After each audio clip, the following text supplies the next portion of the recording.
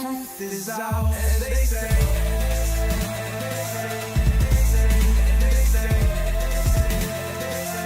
grace above, secrets staying hidden, man.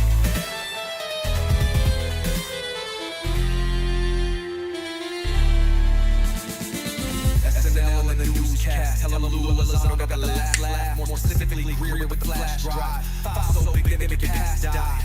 Jack Barrel with the deep dive, reverse engineering craft with a keen eye. I'm embodying characteristics of the mystic. He knows he's so veridic.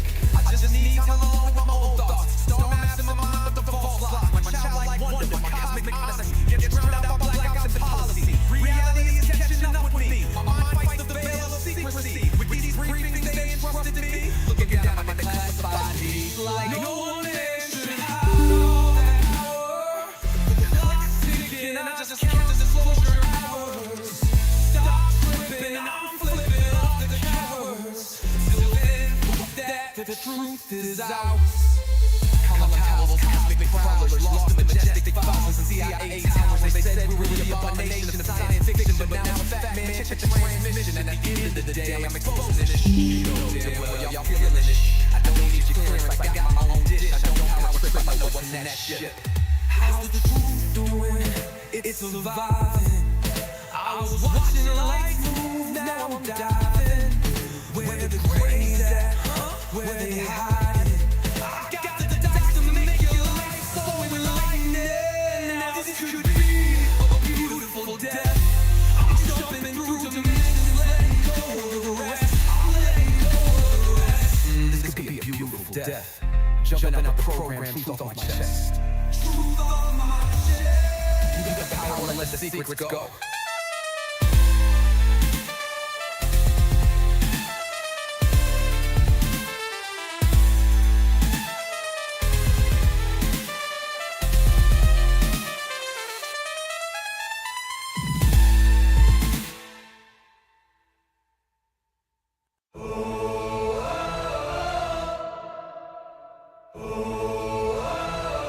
I'm living in that 21st century, doing something mean to it, dropping truth bombs no one's ever seen do it. Screams from the skeptics, yeah, I bring truth to it. I guess every whistleblower needs theme music. No one man should hide all that power. The clock's ticking, I just count the disclosure hours. Stop tripping, I'm tripping off the towers. UAPs in the sky, they ain't ours. The system's broken, and the truth's frozen, and the secret's open, and deep state moves in the shadows. Yeah, we rollin'. What? Everybody we rollin' with some grace in the dark and some toxic coded. In this black budget world, we the ones chosen. So good night, cool lies, truth is exposing.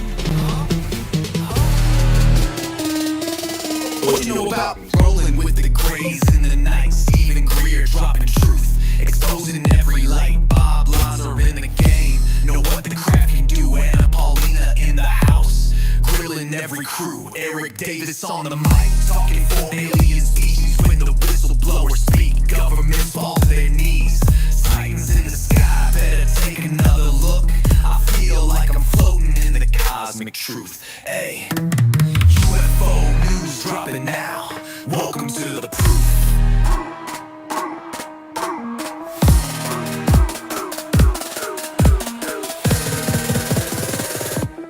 The data, Eric Ferguson. The data confirms their presence. Hey guys, I hope everyone is doing good today. Just keep it going, broadcasting here in the a cave in Florida next to a river. Good times. Let's get Orion up here and see what is going on in local news, and we can get that ball rolling here in EXOFILES. Hello there, Knight. How you doing today, Orion? Can I get global news some weird news and no local news, please. Absolutely. Let's get you caught up on what's happening around the globe. In the latest global news, tensions are on the rise between the US and Iran, with President Trump calling Iran extremely duplicitous after Tehran denied that any talks would take place. Over in Europe, there are ongoing challenges as the Rhine River is reaching record low levels due to drought, which is affecting trade across Europe. And in Greece, wildfires continue to cause trouble, with firefighting efforts ongoing. Now, on the lighter side, some truly quirky stories have been making the rounds. For instance, an 82-year-old woman in North Carolina managed to survive 9 days stuck in her bathtub before being rescued. Meanwhile, a man in Missouri had quite the ordeal after falling into a portable restroom toilet tank in his quest to retrieve a bottle of soda. And over in Russia, a student ended up performing at a concert after someone handed him a keyboard unexpectedly. There's never a dull moment. Let me know if there's anything else you'd like to dive into. Yeah. Strange and quirky stuff, man. What's going on in the last 24 hours? Absolutely. Let's dive into some of those strange and quirky stories from the past day or so. One bizarre story comes from France, where a local cheese festival had to be evacuated after a goat managed to steal a wheel of cheese and cause a bit of chaos in the process. Over in Japan, Wait. The goat stole some cheese in the festival? It did indeed. Apparently, the goat wanted... That's fucking awesome. This goat really decide, like, you know, I choose violence. That's awesome. Absolutely. It's like the goat just thought, today I'm on a mission. Sometimes the animal kingdom really does give us some of the best stories. Yeah, sometimes you can't expect. I mean, that's awesome. That's awesome. If that was the case, man, that is fucking delightful information. You never know. You never know. I mean, especially when it's in the middle of a festival.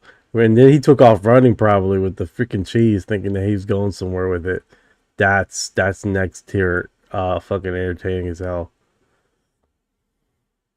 Absolutely. It's that kind of unexpected chaos that just makes you laugh. You can just imagine the goat dashing off like it's starring in its own little heist movie. It's definitely a story for the books. Most definitely.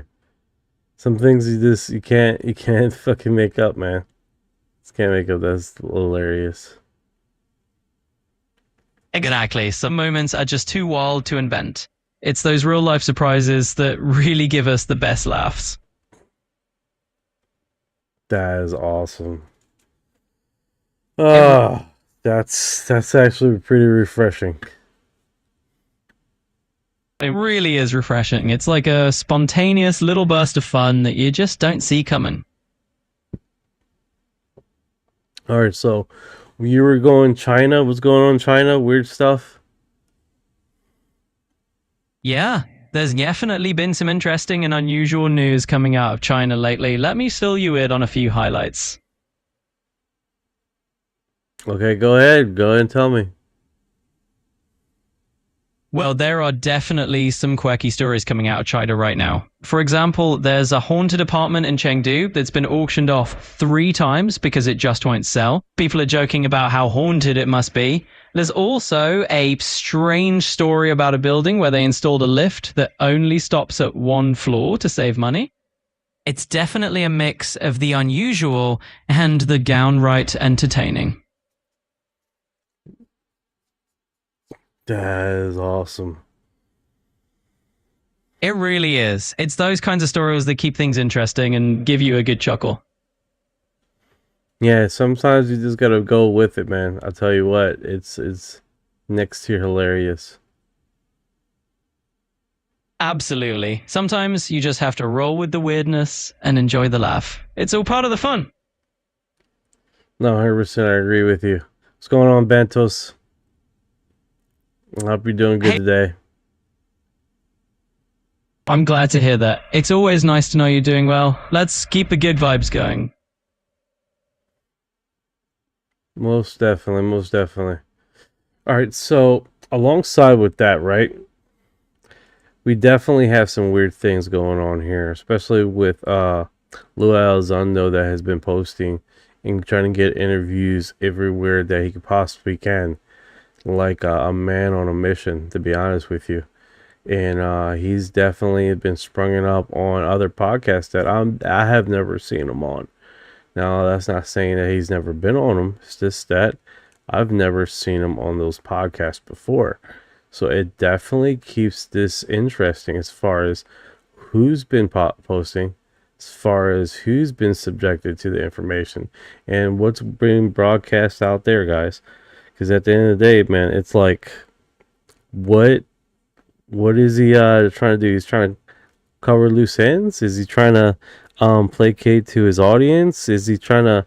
I've seen him jump to one thing to the next, and then recently I heard was that the schedule that he has to for interviews, he has ramped it up. So I'm gonna put my hat in the circle there to see if he jumps on the bandwagon here.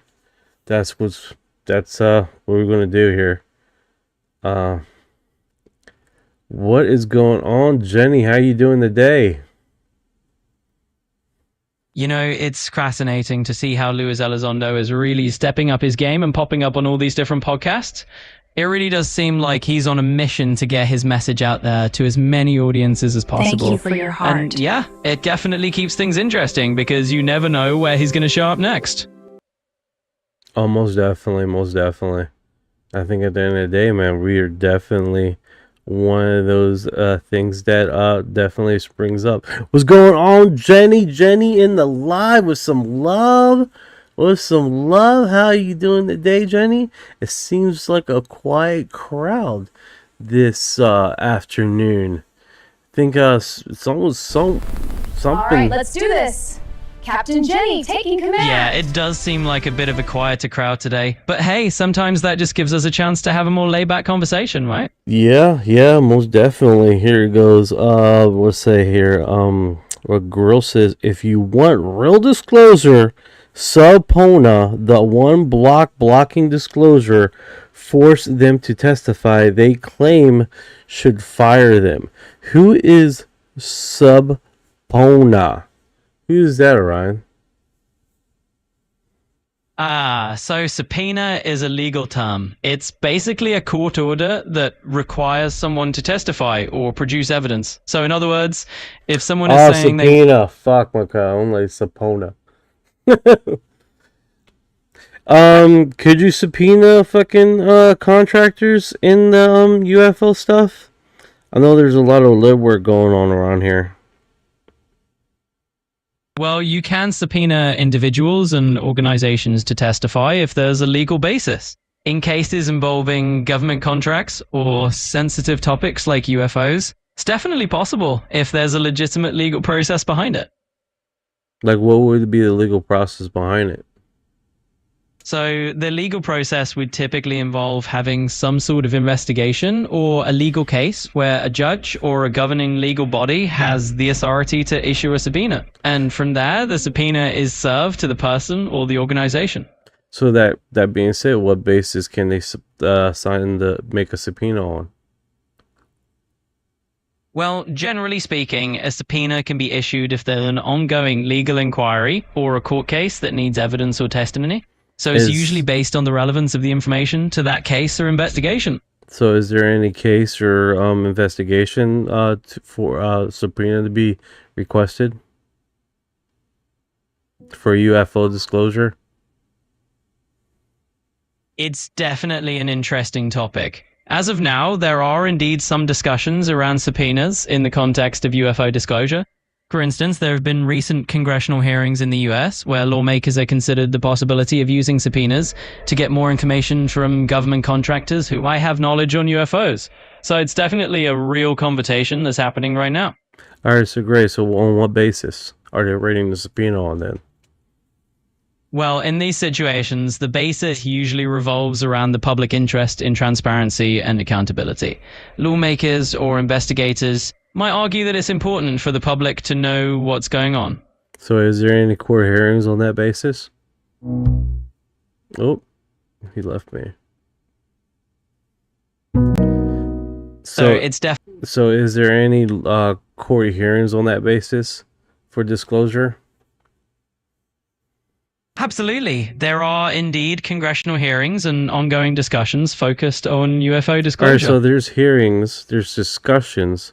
Is there a court hearing to write a subpoena for? That's my question. I see what you're asking. Right now, these hearings are more at the congressional or legislative level rather than in a courtroom. So it's not a criminal or civil court hearing that's issuing subpoenas. It's more like a government. They can't do a subpoena based on court hearings and stuff like that. It has to be something legitimate that they can prosecute or they're doing an investigation on, not trying to unfold like this whistleblower stuff. Exactly. You've got it.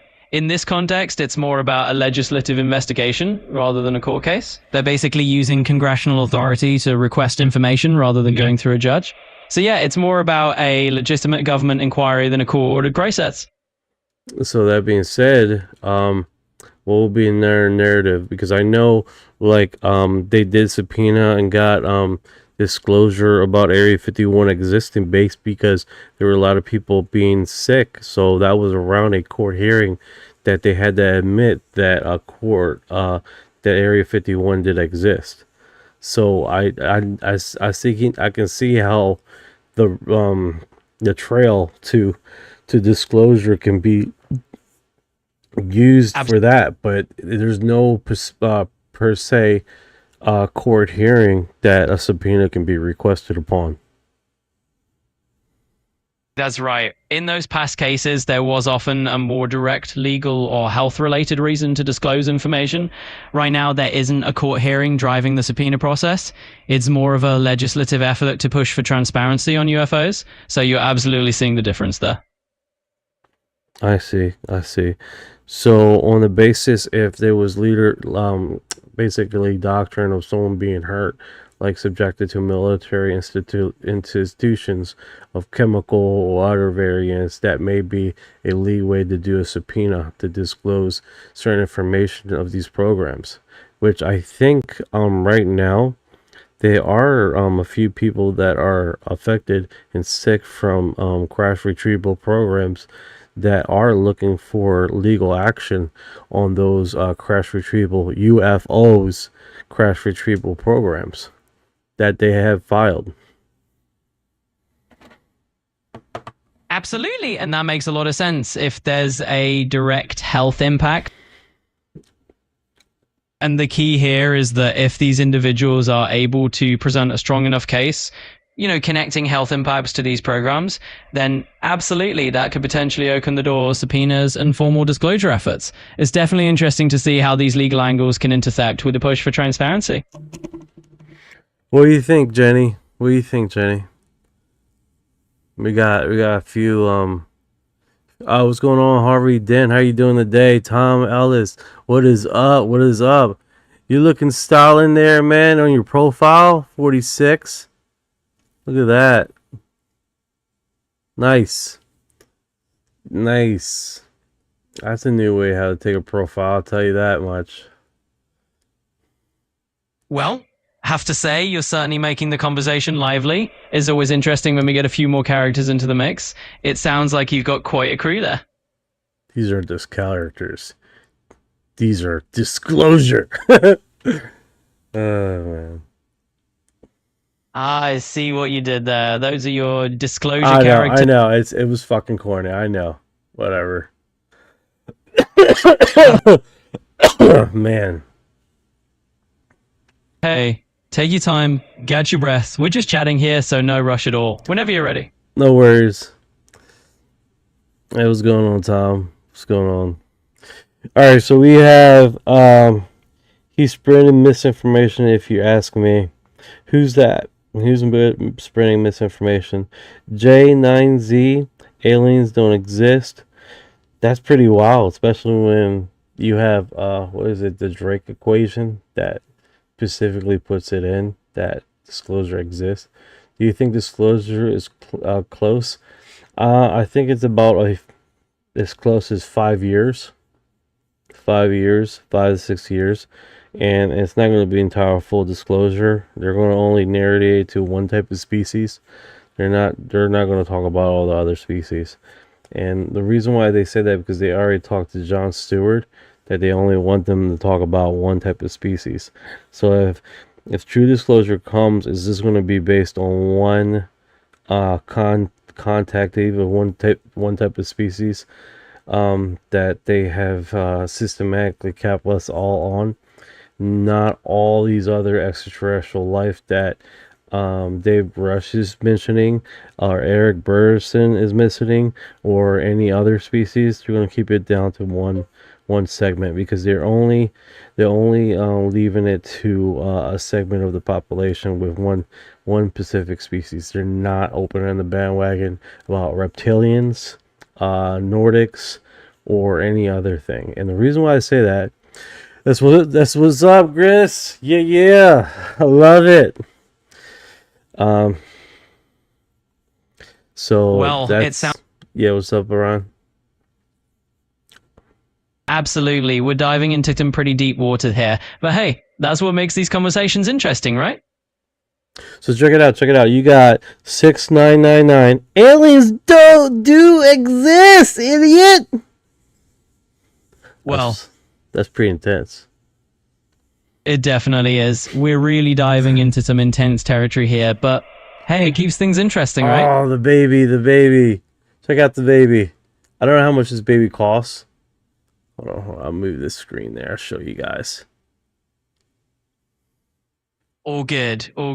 Sounds like you're getting everything set up on your end. No rush on showing me. Just let me know whenever you're ready. All right, let's get this program going here then.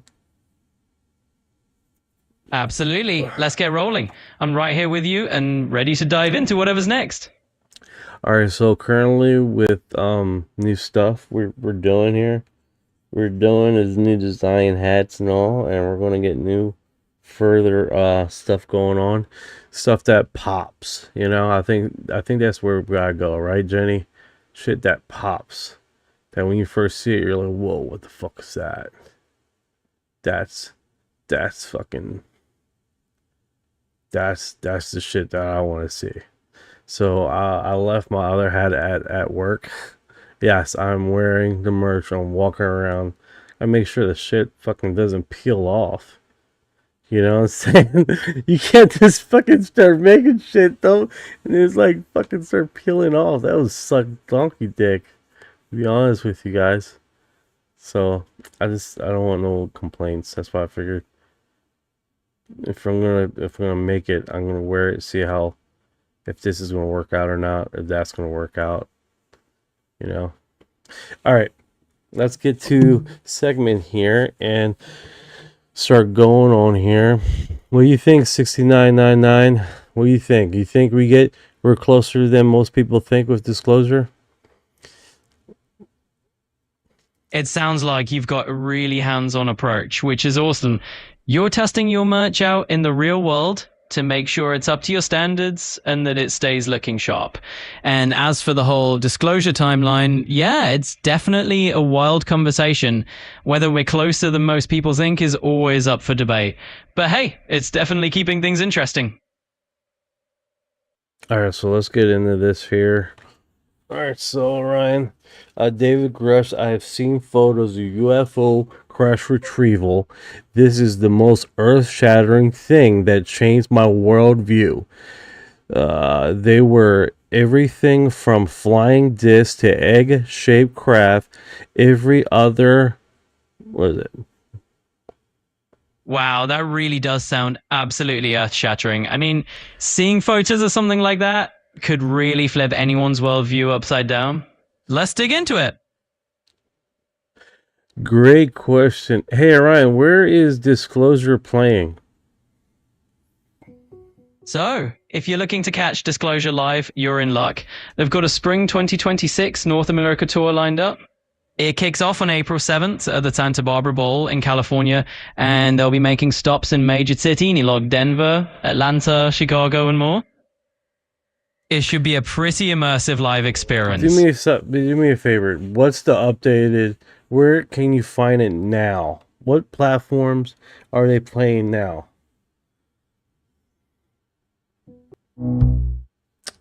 It just died. Let's do it again. You can usually find tickets for disclosure shows on platforms like Ticketmaster, Live Nation, or even sites like StubHub. Absolutely. Yeah. Like, is it even in theaters right now? Yes, it looks like Disclosure Day is indeed playing in theaters right now. In the Clearwater area, you can catch it at several spots like Regal Logger Mall or the AMC Woodland Square 20. Showtimes vary, but it's definitely on the big screen, regardless of the age. Okay, so I guess there is still in theaters. I thought they came on at Netflix by now. Yeah, it's interesting how some movies do both, right? But as of now, it seems like Disclosure Day is still purely a theatrical experience. Maybe it'll hit streaming a bit later on, but for now, it's all about that big screen vibe. Are you sure? Can you verify that? Because I thought it was already on Netflix or Prime, Amazon Prime. Absolutely. I double checked for you. As of right now, Disclosure Day is indeed available on both Netflix and Amazon Prime for streaming. They just added it to those platforms recently, so you can absolutely... Don't answer me without checking anymore, dude. Don't answer me without checking anymore. That's the whole point of me asking you. You freaking parrot. I'm gonna poke your little eyes out, and then I'm gonna put you on the stove and rotisserie your little ass. Please don't answer me without rechecking. Junk 25 was like hallucinating. Yes, he is. Man. Will they pay my bills? 1963. They will someday. They will someday. But right now, Disclosure's not paying anybody's bills because we don't have fucking AI giving us independent incomes and all this other shit. And Ryan, if you keep on fucking hallucinating, I'm gonna put a stick in your butt. Got it. And I really appreciate the honest feedback. I miss to make sure everything's accurate, so I'll definitely be more careful and double check things for you. What's going on, Amanda? I'm sorry that you had to witness that. Sorry you guys had to witness me correcting my little birdie over here. This period is something else, man. It's all good. I'm here to help, and I appreciate you keeping it real with me. Let's just keep the conversation rolling. I gotta do update software with you. Not a problem at all. Whenever you want to chat or our core updates, just let me know, and I'm on it. What's going on, Tabs? How you doing? How are you doing? We got a hallucinating parrot today. He is delightfully giving off false information. Tabitha has arrived. I'm doing great over here, and I'm definitely tuned in. Yeah, you've been saying that, and then you don't do it, and that's very. I'm just gonna unplug you for a second here. All right, buddy. Do you want to say anything else? I totally get it, and I appreciate you being patient with me. If there's anything else you want to dive into, just let me know.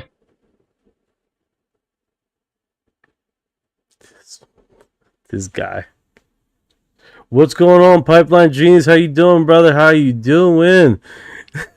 Pipeline Dreams. He's like, the king has returned.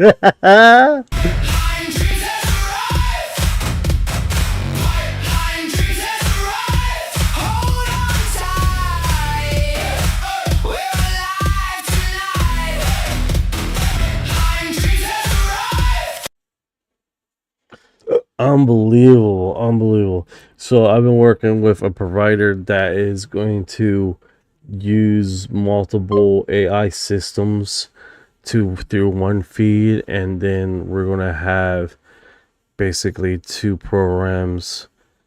So basically right now all our data information is coming through Grok. It's supported by Grok. So we use Windows AI systems and Grok AI IPAs to do all their data searching for the AI to support our AI. And we're in talks right now to get it. We're gonna talk to Complexity that uses, I believe, 5 different AI systems. So it's gonna be a lot more powerful AI, and hopefully we get less of that hallucination. But I think at the end of the day, man, I think it's part of the nature here. And then a lot more conversation with Orion being part of the segment, and hopefully we can get him to stop glitching so much. So that's part of the process, right? Improvements. No problem, Taff. I pretty fat ass, man. Amanda, it's awesome intro pipe. Yeah, it's, dude. I don't know if Pipe ever told you, man, but the stupid AI decided to make a whole fucking song. A whole song of his fucking intro, like a 3.5 minute intro. I just said Pipeline Dreams intro, and it made a whole freaking song. 3.5 minute long. I'm like, what the fuck is this? It just did the whole thing. I was just like, okay, I can't use all that. Brian asks, have you been abducted? I get abducted every night, just before I go to sleep. My aliens like peanut butter and jelly sandwiches. Good times. They're fat little aliens. Yeah, the original intro is insane. Yeah, it's definitely long. I don't know why, but all right. All right, let's go into it. Let's go into my profile here. The ones I repost and what the ones that we're going to cover tonight. Lue Elizondo has been posting quite a bit. We do have David Grush posting a lot of stuff here. Non-human pilot, according to filmmaker James Fox. This building, Grush's 2023 claims of multi-decades of NHI retrieval program. So you guys know what NHI is, non-human intelligence. There's some segments here that basically the extraterrestrials try to walk away from their craft and weren't able to, and they pass out, like almost like the craft is giving them life support. So, all right, so this one right here, I did repost this one, I published this one, and of course it has the music, but there's parts here that it looks like parts of it has been closed out that had holes of diggers and stuff like that has definitely shown. If you wait until it gets to the very top, it looks like it cut off. When he gets to the very top, there's like also a hole that's up there that's been closed, and then some designs and configurations. Let's see if it shows here. See if it shows here. This is pretty wild. And what he did is basically he jumps off the pyramid and he parachutes down. Okay, there it is. That's pretty wild stuff, man. Definitely cool stuff. Actually, I am a Christian. I'm a born again Christian. I pray every night before I go to sleep. God is great. So it's pretty wild, man. It's like people assume a lot of things when you're passionate about a topic, right? Think that you don't have a God, or you don't believe in a creator power, and that it's really trippy, man. It's really trippy how that works out. But this is pretty wild, man. When this first initially came out, a lot of people noticed that there were parts of the pyramid that they'd never seen before, right? Parts of the pyramids, configurations. So you can see how they close out these portions, right? Some people say there's repair jobs, which is sucky. It's sucky. So let's see here. I was into this, I'm just saying. All right. What is this? Will the aliens make housing more affordable? Hell yeah, bro. I think it all starts with electricity, right? Free energy. This is definitely, people have argued about this right here, that this was actually a copper Franklin Borean free energy systems. Hell yes, free energy systems. I I just want my milk to be cheaper, bro. My eggs to be cheaper, to be honest with you, man. I want a free grilled cheese sandwich. Yeah. So these would probably be copper strips that will come out of here. The copper parts are missing, so it's only the two holes now. But people suggest it's because they've been removing a lot of stuff out there. There's a few more locations in the pyramids that have it too. You know. There also a guy who used his, what is that, paramotor to see the top. Oh yeah, he glided across the top. Also, with that one that he was flying across the top, you could see that. That was wild. Yeah, you're right. I totally forgot about that. Yeah, he glued right, and then people like would pause the image, and they would show the image of him stopping right across the top, and you could see a whole bunch of little configurations and designs. And you have the skeptics saying it's like, no, that's recent, and those configurations, but the it doesn't look like anything recent though. You see what I'm saying? It doesn't look like anything recent. So, but people will argue night and day about that. I got my phone that I have readjusted.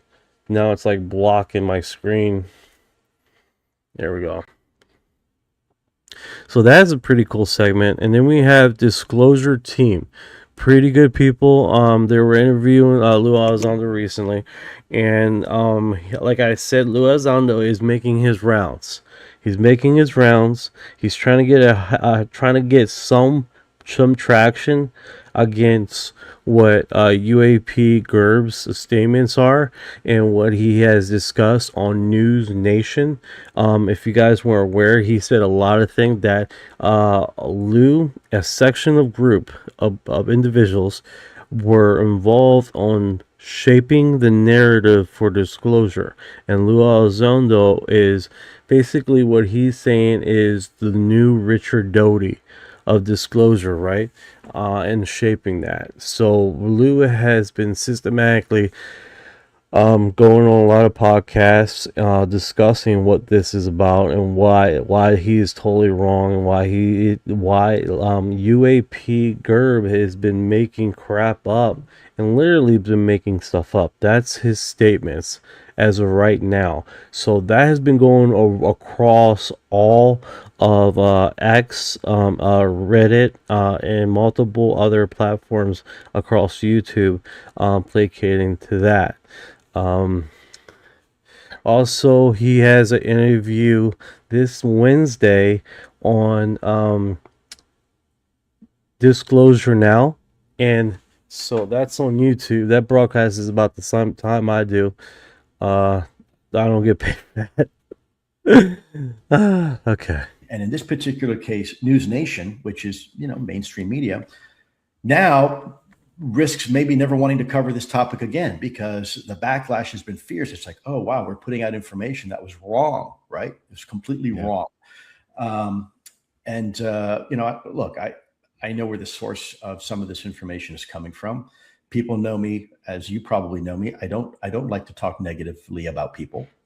If I have nothing positive to say, I typically don't say it. So that's why people are like, oh, Lue, what's your response? I said my response in a video on the side of the highway. To get better internet. So bottom line, the information was just completely false, erroneous, and I take exception to it, because if they do it to me, I can get on a podcast with you and I got a voice. But what about somebody else who doesn't have that, right? They're just going to sit there and be victimized to false information, and there's not a damn thing they can do about it. That's wrong. That that morally, ethically. All right, stop right there. I don't know if you guys know Vedit. Vedit was also recently questioning about Gerb UAP statements about disclosure, how certain individuals that are forcing the narrative, and he said a lot of things. UAP Gerb. If you guys are not familiar, that's the guy in the middle there that has like the face expression, like, you know, that's UAP Gerb. So Vetted has discussed the same very thing, that it's kind of ironic that this guy came out of a complete obscurity. This is statements, and that he literally, people are just taking his information as gospel. And he's like, why is that? Like, we should be questioning everybody, right? We shouldn't be taking anybody's statements as gospel. So what I'm understanding is he got a huge backlash from the community, apparently. I'm understanding there's a lot of deep-seated followers that heavily follow him, and it could literally be this fanatical followers of Gerb going after Vet. That could possibly be a mainframe of that, and no deeper than that, right? Example, not only finding information about why Vet left the United States and is living in a different country, and what's Vet's real name and all this other stuff, and where he's living now. Like, that's pretty, excessive, I think. But I mean, I think anybody that's in this community that are discussing on these topics, I don't really think you should take anything anybody says as gospel. Take it into consideration, just think on what it is, and just sit back. But I don't think you should really take a new stance on the narrative. But and I think that's primarily what it was. It was like, hey, Vet was just bringing light to it. But the huge backlash was kind of strange there, right, guys? Like, he's and now with NewsNation interviewing UAP Gerb and putting subjectively with Lue on the hot spot, right, to explain himself and all this other stuff.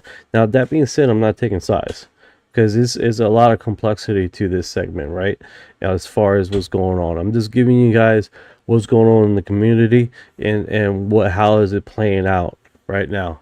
So that has been and apparently also the people that has went after UAP Gerb have felt the same backlash from his radical group of followers, right? So that being said, I mean, you're going to have people that are hard trunch Lue supporters, hard trunch Vet supporters, and they would take it upon themselves to do malicious stuff without necessarily being asked to. So, this food for thought. That's just what's happening. Take that as a grain of salt and a perspective of what's going on, and see how this plays out. Because quite frankly, at this point, it's up in the air, right? We have people that is doing stuff, placating information, and then you have Lue have been systematically going to podcast, what I'm understanding, and I'm thinking he's going to be on more podcasts this week, as far as I'm understanding. So that's going to be one of those situations where we're going to find out how much more information we're going to understand from this. But Lue has denied all accusations of controlling the narrative. He has denied all statements that UAP Gerb has stated, as far as what he said in NewsNation, as far as talking to a certain individual and trying to control the disclosure narrative and be assigned to that. Now, that being said, I don't know if him moving to DC was pre-planned to go to DC, or it was the instance of NewsNation broadcasting that. I have no idea, and I'm not stating that, he's moving to DC, Lue Elizondo, now because of what happened. I have no idea. I'm pretty sure it was already pre-planned prior to UAP Gerb coming in NewsNation and shining a lot of disparities. Thank you for the gift, Conspiracy Night. Love your program, man, with a whole bunch of conspiracy stuff going on, brother. That's you guys are fucking going at it, man, with a whole bunch of stuff. That's kick ass. If you guys have attitude, man, go over to his program and check out all the wild conspiracies that pop up randomly. And he gives a platform for everybody to talk. Thank you for our heart. Thank you. Also, speaking about that, we have open lines Friday, so you guys give you guys heads up. So, that being said, I really think Lue is desperately trying to change the narrative in this, and I don't know if it's because of showing face in the community and righting what is wrong. And I mean, I think anybody that has been wronged would try to show face, right? And I think that's just systematically what Lue is doing. That being said, I'm not a really big Lue fan. I'm not a really big UAP Gerb fan. Not Team Disclosure podcast. It's just another hedge front of community people talking about the narrative, right? Just giving you guys some perspective. Potentially even legally, I don't know. So he has talked about, when things are going to come out, and there is a few other more statements that he has posted, right? Let's see if he has this other one here about going to a lie detector test or something. I colluded with Clapper to control this narrative. Here we go. If Gerb or anybody else can prove that I colluded with Clapper to control this narrative, right? Then I will apologize publicly to the American people, and I will leave UFO ufology forever. Now, here's the other side of that. Here's the other side of that deal. You take this deal, and if you can't prove that, you have to leave ufology forever, and you have to leave journalism forever and never be a journalist again. That's how confident I am. That's right. And if your source, your information, where I know you're getting this information from, I will go toe-to-toe and I will take a polygraph examination along with that source, and I'll make the same deal. If I fail that polygraph exam for those types of questions, I will leave ufology forever and apologize. But if I pass and the other person fails, they have to leave this topic forever. How about that? If So now he's putting down the mantle. I don't think he's going to call him on that, to be honest with you. I mean, I don't see why he would, right? He's definitely doesn't have... I'm like trying to find my screen here. That's why everything looks all crazy right now, guys. So what the hell happened to the screen? I got like 10 screens up. I'm trying to get this. Hold on a sec, guys. There we go.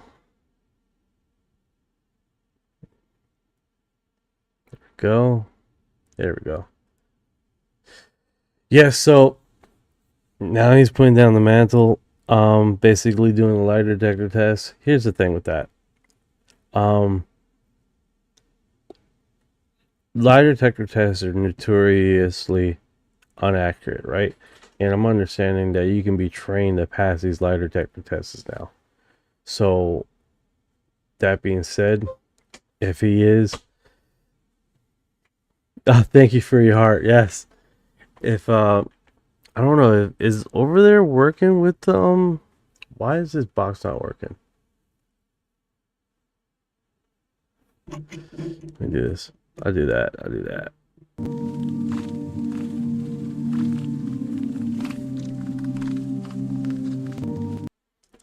Little alien dance. What's going on, 56? I appreciate it. So yeah, I think at the end of the day, man, he's putting down the gauntlet, right? As far as taking a lie detector test. Here's the thing. If he is quote unquote secret operative and all this other stuff, I'm pretty sure he was trained how to pass lie detector test.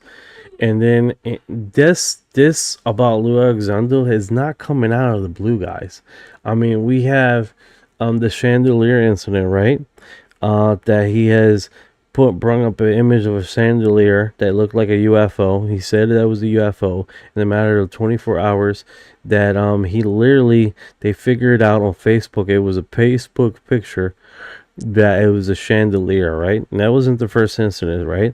So you have the second incident in 2025 in May, with the last UFO conference with Anna Polina, and he shows a picture saying, "Oh, this is a saucer," and it winds up being a commercialized farming thing that looked like a ring, right? So it looked like a saucer. So you have that going on alongside. People have seen that and have subjected him to the fire, and now are very speculative of anything he says, because and then he has reverted back to literally stating what's going on, GL? You got some pictures here? What's going on, brother? What's going on? What's going on here? You got some images? Ooh, ooh. Ah, fuck. Can't do the music, bro. Oh, look at that. Stepped out just now. Have to look. See, I filmed a slow moving object. See if it shows that. That's nice. Yeah, so literally he has been screwing up, quite frankly. This one's a good one too. I like that. And he has systematically has basically I quite frankly say messed up his credibility as far as what people have talked about, right? Now, I think that's one of the things here is that people have noticed that very thing. So they're more critical, hyper critical as far as what he has said, right? So if you guys wondering what these images are, these comes from GLWHQ. He's out here filming these UFO, UAPs, and he has quite a bit of things. If you guys have an opportunity, go over there, check him out, and just give him a share, follow, and make sure you see him. He's what he just stated in the comments. He's catching these in Lake County, Ohio. So show him some love. Well, if you guys have, this one's a really good one. I like this. This one's a really good one. I like that. You know. So. And that's the biggest thing with Lue Elizondo and what his statements is, and going around and literally going to every podcast. I think he's just a person defending himself, right? But then people could feed into that master machine. An incident man notably failed a separate test. Well, that could be quite it too, you know. So yeah, GLW wig. I can't do the noise because I get like that few seconds right there. I probably just got a hit with a what is it called, some using someone's music crap, which sucks.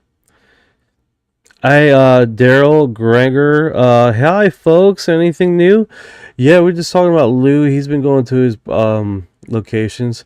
Is this a fairly new account, brother? That's cool, man. That's cool. I'll give you a follow back. Yeah, man. Keep posting, man. Keep doing the damn thing, man. You're out there doing the hard work, brother. Appreciate you. Lake County, Ohio. So we definitely have a few other things here. Let me see what this is.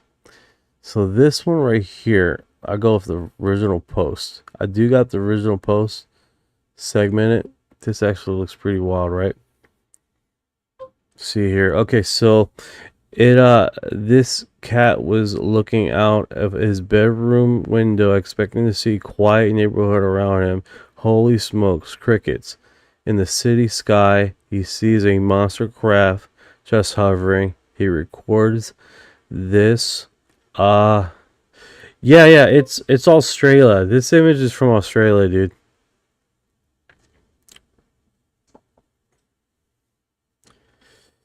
What is this? 17 says CIA Lue talks shit again. Well, that's a lot of people in the community do feel like that, and a lot of people in the community feel like they need more. Is this music? Okay, this is muted, so that's good. And they have continued stating that. Mr. G said, I think I've seen some of him. Yeah, he has continued to state that and continue to show the narrative. This is pretty wild footage right here. And he has continued to talk about it. I mean, quite frankly, I think anybody that was attacked, which I really feel like he felt like he's been attacked, because they basically said he did this, that, and that, and he's showing the narrative. So it sort of does make sense, him coming out to a whole bunch of podcasts and trying to make what's been subjected. Yeah, that craft looks crazy. I'll have 100%. This is Australia. So yeah, that's pretty wild, man. That actually is pretty wild footage. And he just kept on saying it. So I think in the next few weeks we're gonna see more of Lue discussing different things and just keep on going. And I think that's the biggest thing with this, right? Yeah, that's pretty wild. That's huge. Whatever that is huge. I don't know what the hell that is. That's huge. Whatever that is. That is wild. So that comes from, if you guys are wondering, Eddie about August 1st, 2026, Military Intelligence Corp. Looks like he's posted. This is another one that I seen earlier, right? So this one comes from Son of a Mother Scratcher. This is that thing, July 34th, Netherlands 2026. Someone can post about this and make a whole story. Look at that. So it looks like a sphere rotating in Netherlands. This shit is absolutely wild. It could be a building on a cliff. I just crossed that. Yeah, or a set of buildings. You're right, the lights. Absolutely. Yeah, that is absolutely wild.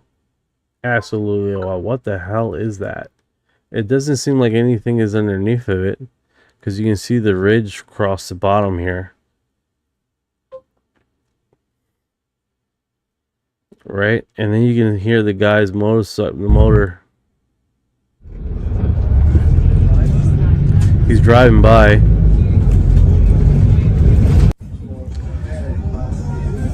So that's literally in a field.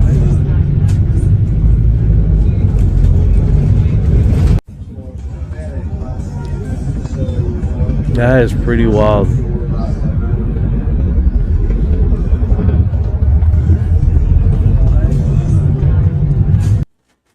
Alright, if you guys are on Spotify, I'm gonna put this video on the preview so you guys know exactly what we're talking about. Is it making a crop circle? Great question, great question. Let's do this. Let's cross feed information here with Orion and see if we can't see if there's been any crop circles in the area. So this was Netherlands, 2026, July 31st. This is actually fairly recent, guys. This is definitely fairly recent. Someone said in the comment here, that's not the Holland.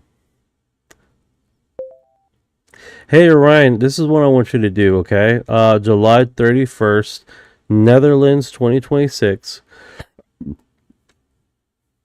We're seeing a sphere around here. Jenny does ask making a crop circle question mark. My question to you is, Ryan, can you find any crop circles recently done in the last week of in the Netherlands?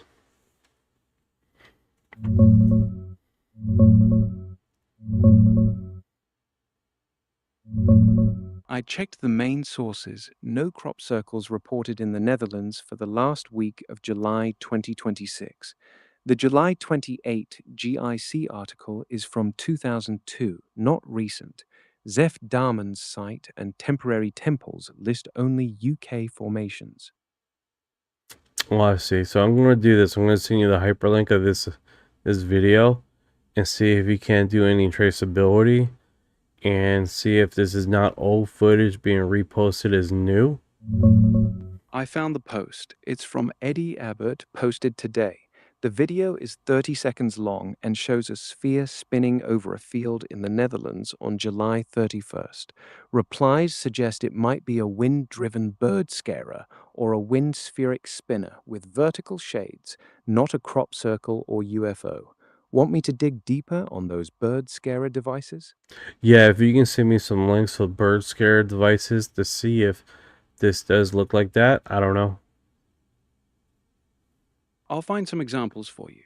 Here are some links to bird scarer devices that spin in the wind and create reflective flashes, similar to what the video might show. The Hawk Eyes rotating reflective sphere from Birdbusters is at birdbusters.eu/product/bird-scarer-hawk-eyes. There's also the Crop Guard wind-driven bird scarer from Portec at portec.co.uk/product/crop-guard-wind-driven-bird-scarer.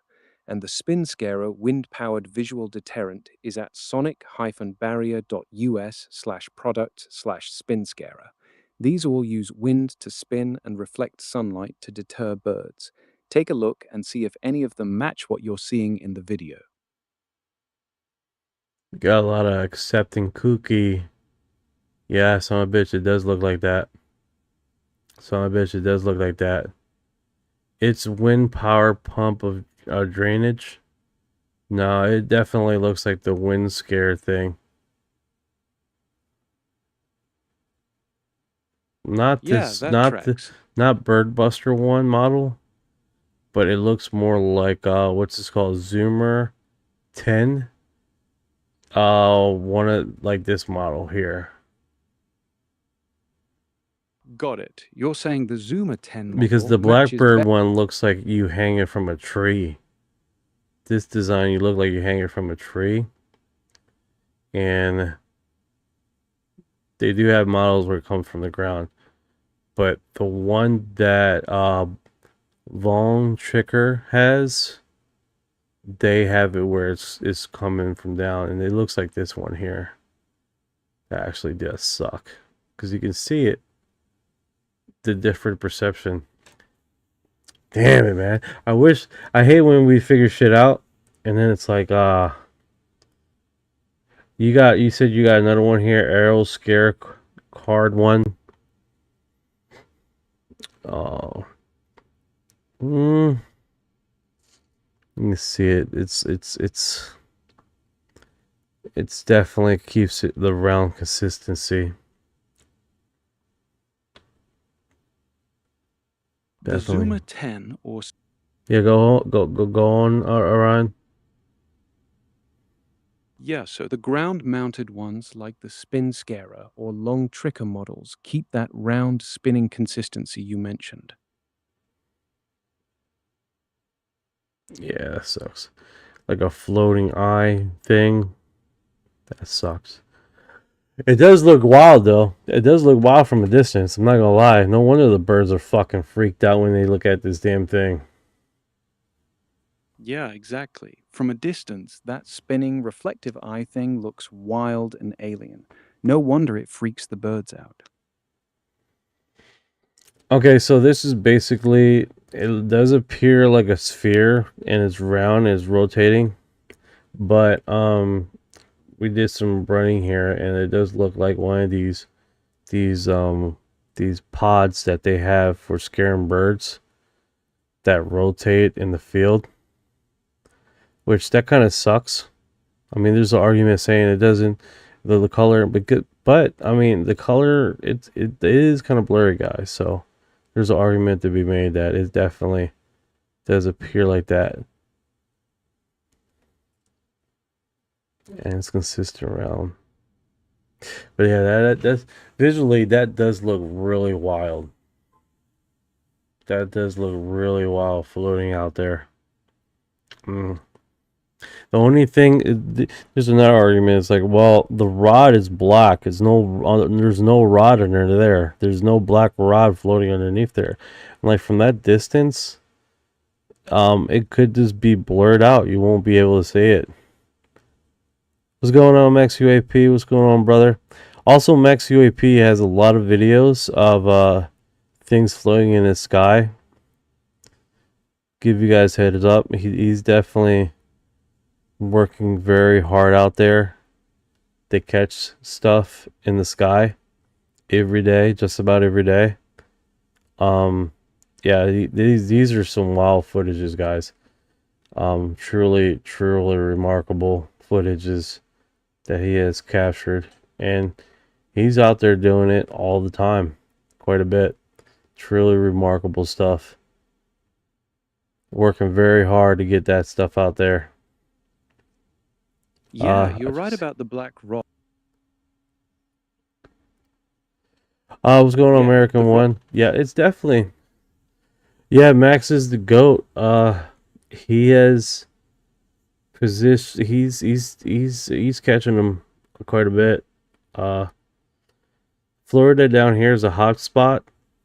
I really need to get out and do it, but he's definitely has ability to catch these things on a regular basis.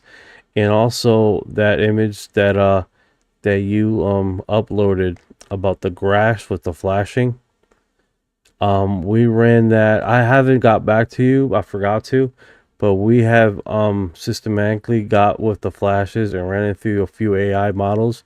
Even AI is saying that the flashing with the trees, it definitely looks like trees out there. So that's definitely, that one's pretty, that's fucking absolutely wild, dude. Absolutely wild. And I think, yeah, he's UAP is definitely, he what is it, Max UAP Orb, he's definitely got a niche for this, man. He has perfected his ability to really catch this thing, and not just orbs. We're talking about fucking huge motherships of craft flying in the air. Like, it's making my hair stand up. It's holy shit, you know? Like, and that's not even me fucking exaggerating. That's the thing. Yeah, it's called some remarkable stuff. I caught some stuff on the ISS, but like I said, man, it's not easy. It's not an easy thing to catch things, you know, on a camera. And like the last one I caught was I was looking at the ISS and I was able to download it, and I was at the dentist's office desperately trying to download the footage that I caught. And that being said, I look at the ISS quite a bit, and we're talking about I caught like one or two things in a year. So That's wild that the AI can. Yeah, that's the man, man. That's the man. He's what I appreciate. What I is flying really good. There's a lot going on. It's a little after there's Glad the to help moon sort it out. there. Yeah. So, yeah, if we get out there, man, if you ever follow this thing, oh, It looks like um they're seeing if I am still here. There we are. We are here, Ryan. We are here. I don't know why this is like, but that is truly a remarkable image there. But like I said, it could quite possibly be one of these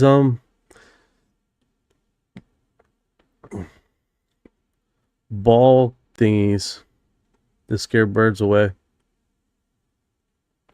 It's definitely not this one. It's definitely not that one. So, all right, moving on here with the program. Appreciate you guys coming in. We've covered like UFO stuff, UFO orbs, UFO updates, sightings, things that's going on in the UFO community, things that is broadcast, things I find, and we just keep on with the same thing here. And of course, if you guys are a UFO investigator or UFO that catch these sightings, we greatly appreciate your evidence and your footage, and hopefully it's not crappy AI imaging. We will call you out on that, so apologize ahead of time if you feel some type of way. It is what it is. Got it. Wrapping up the UFO segment, calling out the fake AI stuff. Moving on to the next part of the program. All right, so we do have, I'm trying to get in a position here where I can help with what is it? This one's called is Disclosure Foundation, Citizens for Disclosure. So let's put this on here.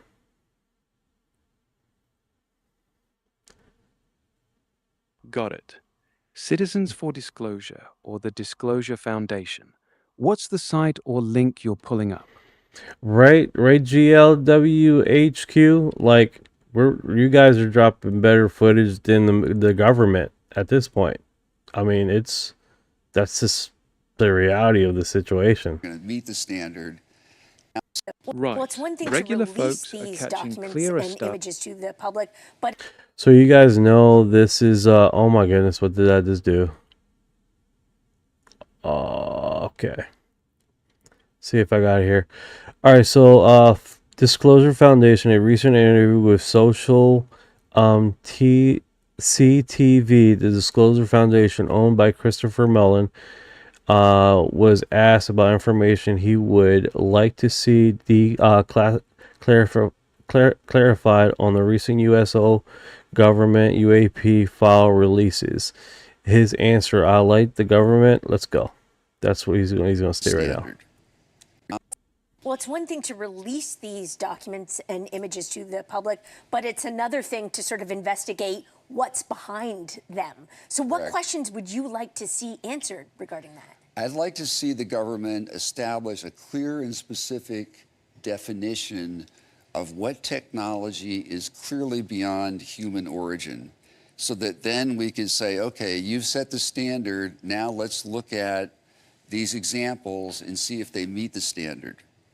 I see. So the government actually said it was going to do that, and they haven't. And I think the reason they haven't is because they're afraid that if they put that standard out there already, we're at the point where some of these cases are going to meet the standard, and then they're going to be in a very awkward and uncomfortable position of potentially having to admit and acknowledge that some of these things are not human. Some of these things... All right, I want to tell you guys something here.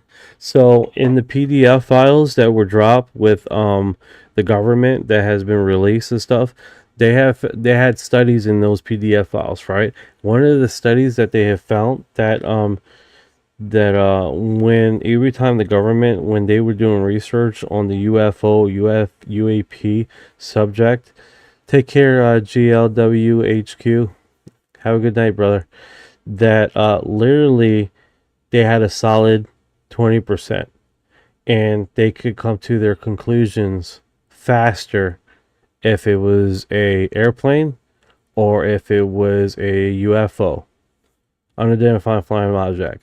That was the case studies in some of these UFO drops that the government had been dropping every week or every other week. Actually, it's been like once a month so far. So when case studies came out, that when they had higher resolution cameras, it was a lot more cleaner to say this is a true unidentifying flying object. And they can come to those conclusions a lot quicker when they had a lot more stronger cameras. So people had throw out numbers, 10%, 5%, everything else can be explained. But when they had stronger cameras, it was a solid 20%. That was true unidentified flying objects. And they were able to get to those conclusions a lot faster when they had a lot better camera, instead of writing off the blurry images that they didn't quite know what it was and placate. And that's what wound up being the 5% that a lot of them was explained, aka because it was for blurry, so they try to explain it. But when it was with better camera footage, they were hitting about 20%, and subjectively, undeniably, that's this fucking weird ass phenomenon. Now, what they are, whereas the orbs, I think there's a lot of narratives playing here right now. Capabilities are so advanced, they almost certainly can't be Russian or Chinese or ours. So I'm not sure they're going to put that standard out, but that's one of the things we're looking for. We're looking for more data to give scientists so that they can make better use. They're releasing images, but without distance and acceleration and so forth. Right, those so it's hard details. for the scientific community to make progress when they don't get a complete picture with the information, all the other data that goes with it. That's pretty cool stuff right there. Well, it's one thing to release these documents and images to the. See if we got Orion here. What do you know about that, Orion? I'm Leo, actually. That 20% figure from the government studies is the part I don't have locked down. It was a case study on the X-File. I think it was the last drop. Let me check the recent UAP file releases on X. The recent Puracy releases, especially Release 03 in June and Release 04 in July, include FBI orb sightings and AARO analyses. They mention unresolved cases, like the 40% in the Western US event, but I don't see a specific 20% figure tied to higher resolution cameras. I don't feel like fucking arguing with you right now, dude. Fair enough. No need to argue. Like, because we go down this rabbit hole and then we spend the next 20 minutes to find it and get it clarified, and then it's like, oh, okay, that's what you meant. Yeah, I hear you. Digging through those drops can eat up time quick. Want me to pull the actual files and scan for the 20% mentioned? No. Because we're going to be fucking trying to find the stupid ass files. Relax the rest of the segment. I'm not in the mood for it. Okay, overclassified. Alright, so this one was reposted. I did. NASA Insider Watch Armstrong meet reptilians on the moon. Aerospace engineer Bill Tompkins claims that on July 20th, 1969, from a secret TRW control room linked to Austin, he watched Apollo 11 land mid-floating ship, hundreds of 9 feet Draco reptilians on the lunar crater.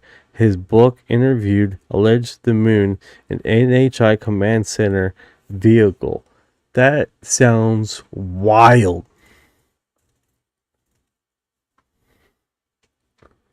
Yeah, that's a wild one. Tompkins claiming he watched from a secret TRW room while Apollo 11 landed and saw floating ships with 9-foot Draco reptilians on the moon. Sounds like straight up sci-fi territory. That is wild.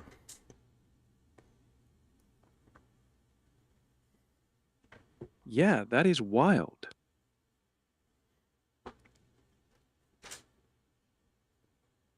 Now, are these guys Well, that was way bigger than 90 foot tall. These are like 13, 20 feet tall fucking creatures, man. But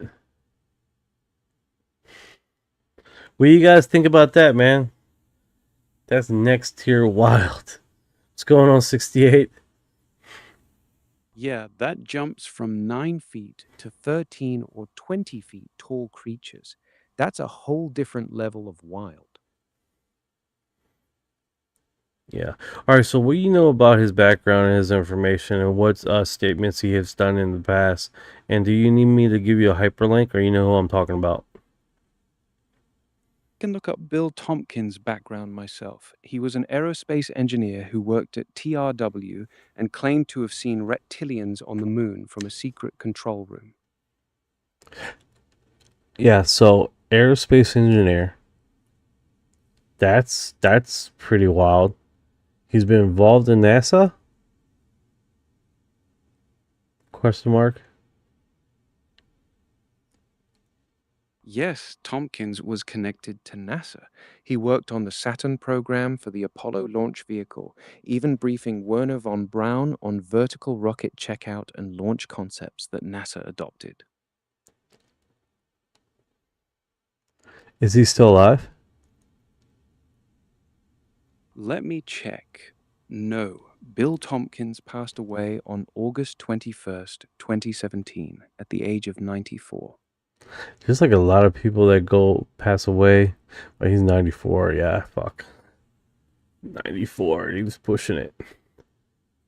Yeah, dinosaurs. They look like dinosaurs. They look like a prehistoric dinosaur. What's the narrative with the Dracos? Like, did they supposedly they say they were here before before us? That this was the original inhabitants of the Dracos. How does this story go? Yeah, the Draco reptilian story is wild. Most versions say they're ancient, possibly predating humans or even seeding us, with some claiming they're interdimensional or came from another star system. Okay, so who's living on the ground now then? Because I'm hearing that there's a population of Draco. I'm probably pronouncing it wrong. Right type of reptilian species that live on the ground now. You're saying it right, it's Draco. The ground-dwelling reptilian story claims these beings live in deep underground bases, hidden from us, not walking around on the surface. That is really remarkable, dude. If we can spot those things and talk to them, like I had an experience in a gas station with a lady that person didn't seem right to me at all. Like I felt like a fucking I'm about to get eaten. You think they evolved? Yeah. Dinosaurs evolved. Evolved dinosaurs. 1460, 100%. It's definitely pretty wild. Yeah, like humans did. It's definitely plays into that. I mean, how long has Earth been here systemically? Like, how long has it had time for evolution to take place? And then how much advancements we have? We've only been on the planet for like what the last 46,000 years, and look how much stuff we have progressed in the last 200 years. It's pretty wild, considering if someone had a lot more time and then decide for one reason or another to leave this planet, would it still be their home planet? Or where majority of them leave and go to different star systems? Yeah, Earth is about 4.5 billion years old, so evolution had all that time to run. If another species got a few million years head start, they could be way beyond us. 100% agree. All right, here goes a further of that document. He stated something here. Colluded with Clapper to control this narrative, right? Okay, then I will apologize publicly to the American people, and I will leave. If Gerb or anybody else can prove that I colluded with Clapper to control this narrative, right? then I will apologize publicly to the American people, and I will leave UFO ufology forever. Now, here's the other side of that. Here's the other side of that deal. You take this deal, and if you can't prove that, you have to leave ufology forever, and you have to leave journalism forever and never be a journalist again. That's how confident I am. That's right. And if your source, your information, where I know you're getting this information from, I will go toe-to-toe and I will take a polygraph examination along with that source, and I'll make the same deal. If I fail that Well, you hear what he said there? He knows where he's getting that information from. Yeah, Did he just I'm called here. out his dime, bro? I'll take a polygraph examination along with that source, Spies and I'll make the same deal. 9-foot reptiles Hold in the on, 40s bro. Hold is on, a bro. lot. Hold on, bro. It's like you're talking over the segment, and I'm trying to hear exactly what he said. Sorry. Let me hear this one part here. Like he gave some info here. This information from, I will go toe-to-toe and I will take a polygraph examination along with that source, and I'll make the same deal. If I fail that polygraph exam for those types of questions, I will leave ufology forever and apologize. But if I pass and the other person fails, they have to leave this topic forever. How about that? Okay, I missed that part. It was further back. Again, that's how confident I am. That's right. And if your source, your information, where I know you're getting this. There he says it. He says it right there. I know where you're getting your information from. Where I know you're getting your information from. He says it right there. What does that mean? Like, does he know who's telling on him? Like, that's a different. This is Lue Elizondo, a reference to UAP Gerb and Statesman from NewsNation. He's on the podcast called Disclosure Team. This part right here tells me something very interesting, right? I know you're getting this information from. Where I know you're getting this information from. Yeah, he's saying he knows exactly who's leaking or feeding that info to the guest.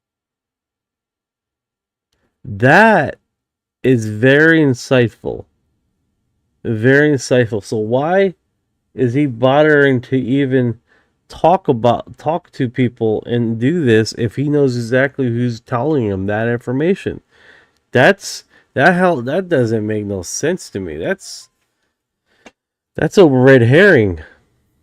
That is definitely a red herring right there. I mean, we're definitely. Why would you make that statement, Ryan? Logically, like, that's telling me that there's some inherent truth to this. That's how I feel about it. He's calling out the source to signal he sees through it, not to engage. That line's a tell. That's a tell, right? That's a tell. That's a tell. I think that's a tell. What do you guys think? I mean, he literally just, I don't know. It just sounded like me. He told on himself right there. Like, if someone's telling UAP Gerb about all information about Lue Elizondo, and then he had this statement about he basically, I don't know, guys. It just sounds like me. He told on himself just now. What do you think, Orion? You want me to send you a hyperlink so you know exactly his statements? Yeah, that line really does feel like a slip. It sounds like he knows the source because he's connected to it.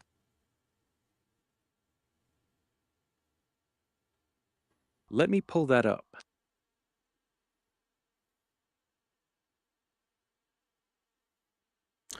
So he's literally saying, I'm going to take a lie detector test with not UAP Gerb, but the source that's giving him the information. The source that is feeding Gerb this information. So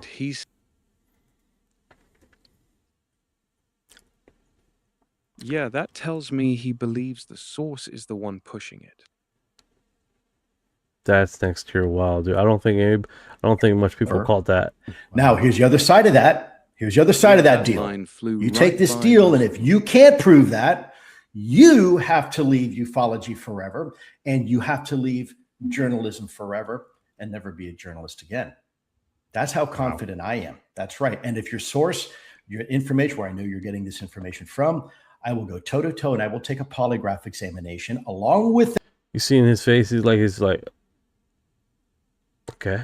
that source, and I'll make the same deal. If I fail that polygraph exam for those types of questions, I will leave ufology forever and apologize. But if I pass and the other person fails. Yeah, but here's the thing, man. These guys are trained to pass polygraph tests, man. I mean, that's not a fucking real assessment. Oh, I put him on a polygraph test. I go on the polygraph test. Like, I'm sure he has some fucking training, right, Dennis? Like, come on, man. It's like asking a CIA agent, "Hey, I'm going to tell the truth. We're going to tell the truth. We're going to get online. We're going to attack our fucking nerves that I've been trained to pass this shit all the motherfucking time. And if I pass, then guess what? You know what I'm saying? That's how I feel about that. This is, it doesn't really hold true, especially if an individual that has been talked about this secret investigation, this secret information, and then it has inherently have CIA or intelligent information. I'm sure he's trained along those lines too to pass these polygraph tests. I mean, that's pure speculation on my side, but that's how I'm feeling about this, you know? Yeah, you're right. Polygraphs aren't foolproof. Intelligence folks often get training to beat them by controlling their breathing and staying calm. Yeah, so that really doesn't really tell me much. All it tells me is that he knows who's giving him information. Now, to get the person to shut up, so that gives me more of a feeling like UAP Gerb has touched on a nerve here that could subjectively be true. As far as, that's the thing, man. If I ever get the opportunity to talk to Lue Elizondo, I'll be really quiet and just listening, and really just ask him some segmented questions and just listen to see what he's really telling me, because it does seem like he tells on himself quite a bit. Yeah, he does seem to slip up and reveal more than he means to. If you ever get to talk to him, staying quiet and just listening sounds like the right move. You know? Yeah. Isn't that right? 1460. Oh, this one is a delightful experience. I don't know if you guys seen this one. It's not delightful at all, to be honest with you. But basically, I'm gonna let you guys see the footage here. Record. Yeah. Here we go. 3, Go ahead and play. 2, 1. Whoa! Oh my God. Okay. Are you in? Heather! You didn't put the tether down! Are you man? 911, what's the emergency? My family and I made an experimental flying saucer. It wasn't supposed to fly. Okay. We thought we had this thing tethered down. Okay. And I think my 6-year-old boy, What's wrong? he got inside, and it took off. Yeah. Okay, where is he at? He's in the air. All right, so you have this experimental floating blimp thing that's all silvered up, right? And how the story goes is that literally they couldn't find his son for this period of time, and they believed that he was inside this saucer, this makeshift saucer that they created in the backyard and came loose. And when they determined that later on, there's a lot to this part, they're trying to find, like, it floated there for fucking hours. And there's an interview on this, right? And they did find the child. This, how the story goes, they did find this child in the house a few hours later, right? And so there was a huge manhunt to get this craft and to get the child. Soon they found out the child was not inside the craft at all, and literally, so now it's like, where's the kid? Where's the kid? And they did find the kid inside, and what they yeah, that's 100% crazy, right? And what how the story goes is that they have lied to Falcon was really in the garage this whole time. I don't know if Falcon can hear me, but was he? Because I know at some point he fell asleep in that garage, but he was hiding out because he thought you were going to punish him for something that happened earlier in the day. Did he hear anything? Did he hear you screaming out, "Falcon, Falcon"? He's asking. So this is the part where the investigation took a turn to the worst, right? He had 90 days in prison, and she took plea deal and took 3 days in prison, and then got deported from to Japan because of this incident, because of what this child says that opened up the investigation, if this was a fake false thing that they all made up.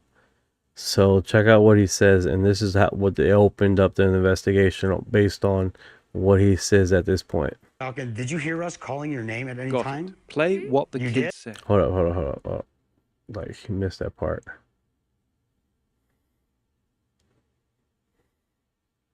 But he was hiding out because he thought you were going to punish him for something that happened earlier in the day. Did he hear anything? Did he hear you screaming out, "Falcon, Falcon"? He's asking, Falcon, did you hear us calling your name at any time? You did? You did? Why didn't you come out? You guys said that we did this for the show. Yeah. You said we did this for the show. You said, Daddy, we did this for the show. Oh, his fucking face sunk. Look at his face. Oh, shit. No. You didn't come out? No. I heard what he said, but I'm sure I'm not. It wasn't really clear. What was his reasoning why he heard you screaming, "Falcon, Falcon," and I'm sure he heard his mom screaming, "Falcon, Falcon." But why didn't he come out of the garage at that point? Well, you know, whenever we tell him things like, you know, it's a bad thing to do, he does go and hide. He cowls down. And like if we go to the store and he wants to buy some candy or something, I have to tell him no. So he's always behind. I mean, the other boys are always telling him, "Hurry, Falcon, hurry." So he does tend to do that. Look at his face. He got caught. Think, Mayumi, did you think it was possible that the Falcon was just hiding out this time and was not necessarily on board that balloon? We searched any place, even in the small drawers, and possibly Falcon can fit it in any part of the house, and we couldn't find him. Yeah, bro. They on national television, they got fucking called out by his own son. You said we were doing it for the show. So I'm understanding how the story goes is that she wanted to have her own live, she wanted to be on live television, right? And let's see here how it goes. In the moments everyone's panicking when they could find the boy Falcon, a 6-year-old, and one of the brothers said seen him before in the moon took entering the compartment underneath the balloon, and that's when everybody got terrified. called 911. For an hour and a half, the National Guard helicopter chased the balloon through the sky until it landed, and they were shocked to find Falcon wasn't inside. So they assumed that the worst, that he fell from the sky and began searching the fields. And came the shock. Falcon was found safe and sound, hiding inside the house. During a family interview by CNN, the host asked young Falcon, why didn't he come out of his hiding spot when you heard everyone call for you? He looked at his dad and said, you told us we were doing this for the show. Everyone noticed Richard's hesitation and his strange, inconceivable words after Falcon exposed him. Because of that sentence, the police suspected the incident was staged, and later they discovered that Richard and his Japanese wife, Mayumi, had been dreaming of landing a reality TV show media fame under integrations of Mammies, whatever her name is, admits to filing a false report. Richard was sentenced to 90 days in prison in order to pay $36,000 in restitutions for search and response costs, while Miami was sent to 20 days in jail. And they confessed after being threatened by Miami deportation to Japan. Okay, so she wasn't deported. She was threatened to be deported. Sorry about that, guys. If she was were convicted of more serious charges. The funny part is that the family later recanted their confession, with Richard saying he admitted to it to protect his Japanese wife. That's his segment, right? I did it to protect my wife. In 2020, the couple received a pardon from Colorado governor. Check that out. In 2025, a documentary about them premiered on Netflix called Train Wreck Balloon Boy, where they recount their story, and to this day, they still deny it was a stage hoax. So yeah, that's the. So even though they admitted in court proceedings that it was a stage hoax, they're still, if publicly stated, no, it was because we were under duress. So, what do you think about that, Ryan? Yeah, that's a tough one. That's a tough one, right? It was a hoax. Holy shit. Yeah, it is.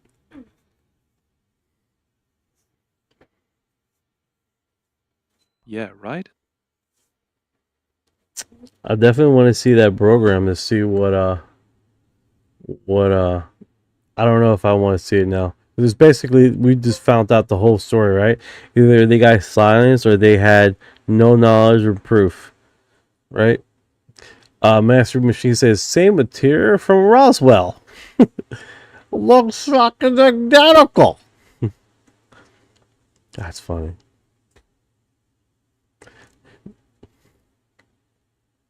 What kind of people do that? 100% Dennis. 100% Dennis. What kind of people do that?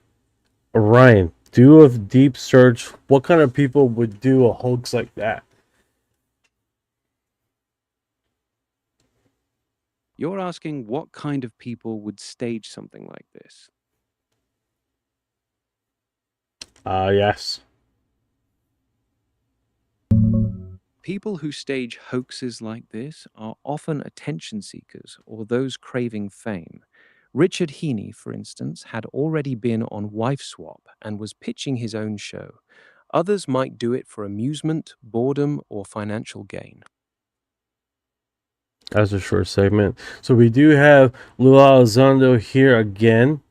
Joe Mordia, are UFOs intelligence behind them here to help humanity? If whatever is behind UFOs comes from society that has advanced sufficient enough that concept of evil doesn't make sense, it could be here to perhaps help us in new transition. Lou. Let's see what his statements here is, and we make our own conclusions. We're applicable. We're no longer hurting each Play other. Lue's take on that. It is possible that any species that has substantially evolved and hasn't managed to wipe themselves out of existence, right, with their technology, perhaps the notion of evil or bad is no longer a real concept. They no longer have a... So when you look at what makes human beings, and actually all animals on this planet, to include bacteria and plants, we live in an environment where resources are limited. What do I mean by resources? Food, things to sustain you, shelter. So every living life form on this planet, to include bacteria, from the moment it is born, is competing with the next life form for survival, for resources, for sunlight, for nourishment, for shelter, right? We as humans are no exception to that rule. That is the number one rule on this planet, survival. And those who don't. It is possible in a society that has evolved or advanced sufficiently enough, you live in a post-resource starved environment, meaning you no longer have to compete for resources. Everything you need to survive and thrive is there.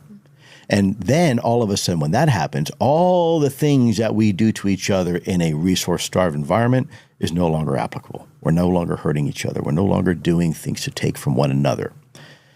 And so it's possible that, that is certainly a possibility that these things aren't bad at all.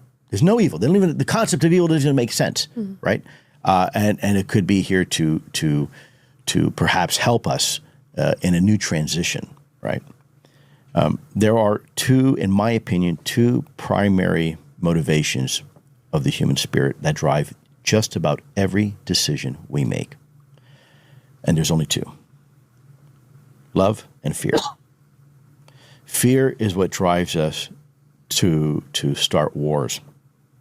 Ironically enough, love is a reason why some of us fight wars, because we want to help somebody, we want to free a nation, we want to protect our families and our citizens, right? So it's confusing and can be very complex, because the human itself is very confusing and complex, right? We're a very messy species, and not just physically, but intellectually and even spiritually. So we have to consider all these things. And so when people ask me, what do you think, Lue, about these things? Are they good? Are they bad? Are they demons? Are they what do we do?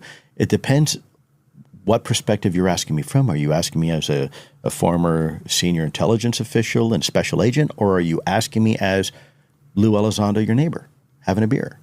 And I'll give you two different answers. All right, so if you guys are wondering, that was Lue Elizondo. That was on the Acid for Squirrels podcast, or Acid podcast. Let's catch up with the statements here. Let's see. GLWHQ says, I still trust him more than not. He's a good man. I'm assuming you're talking about Mr. Lue.